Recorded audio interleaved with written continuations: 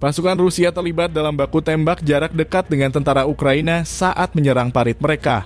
Dalam video yang diunggah oleh Militer News, terlihat tentara Rusia menghabisi seorang nasionalis Ukraina dari jarak dekat sambil mengisi ulang peluru selama penyerangan ke posisi Ukraina.